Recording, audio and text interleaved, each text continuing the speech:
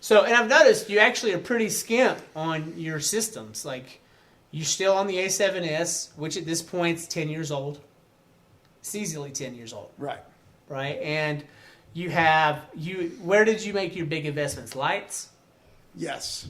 And you got the lavaliers, which are $600 a pop. You have 2 lavs? Yes. Right? Yeah. And you have the booms. Yeah, well, but so on my bigger projects, I put money in to rent the cameras. So basically, about 3 or 4 years ago, I realized that Right around John Reed. yeah, that we can't afford it. We Yeah. can't afford we can't afford the technical boom. Like, all right, so if I buy let me just say, I'll buy a red Komodo, Or even just an FS7. whatever. In 3 years, we're still going to be paying that 30 grand, that 20 grand off, And it's only worth it's going to 10. be an 8K camera. Yeah. It's the technology's going so fast that there's no reason to even own cameras anymore. So I do use my AS7, and occasionally we'll use the Shogun and transfer RAW when I have to. Which makes that camera completely on level with everything that's happening right now. But if I need something bigger, I just put it in the budget. So, yes, if you like you said, the A7S, it works for me. But if I need something bigger, like when I do my furniture commercials this year, I'll be moving up. I'll be renting a camera to make it look, to just get what I need to get out of it. What will you rent? I haven't decided yet. We'll just figure that out. Are you going to stay with Sony or are you going to go Canon? Because this is a big trouble for you. You constantly hee-haw back and forth. Probably the C500 would probably be the way to go. The Canon C500, Yeah. which is a $38,000 camera. But rental, it's $400 for the weekend. Yeah. And a couple of lenses. Maybe. You'll be $800 in, but your client will be happy. You should just do that. It makes me nervous to rent a camera like that because I've been on set and I've been privy to just being on a camera and I'm just like, what am I doing on this thing? Because it's out of my pay grade. It makes me nervous. If I worked with a C500, I would want to have it for a week before I shot. Sure. And I would want to shoot every day on it until I got to the job. Because I would just be so nervous. I couldn't until, I guess after that initial getting around the curve of that technology, I think once I got to know it well that first week, I would have no problem doing it again and again.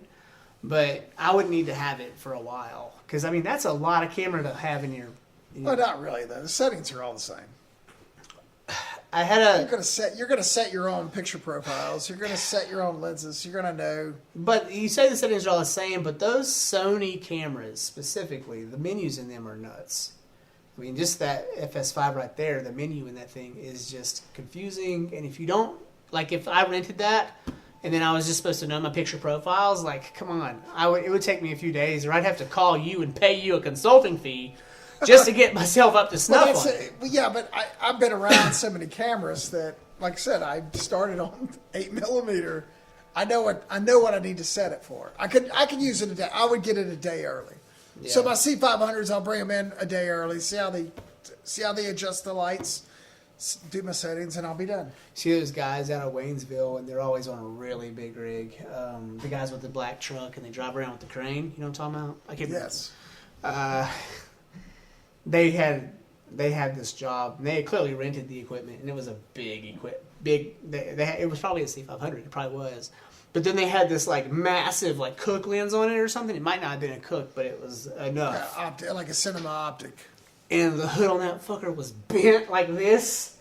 And I was like, who dropped it? And it was Instagram, and he's like, it came this way, man. We rented it. And I'm like, oh man, I guess the warranty on that thing didn't hold up, or they're still renting it out, and the hood's dented on that $50,000 lens.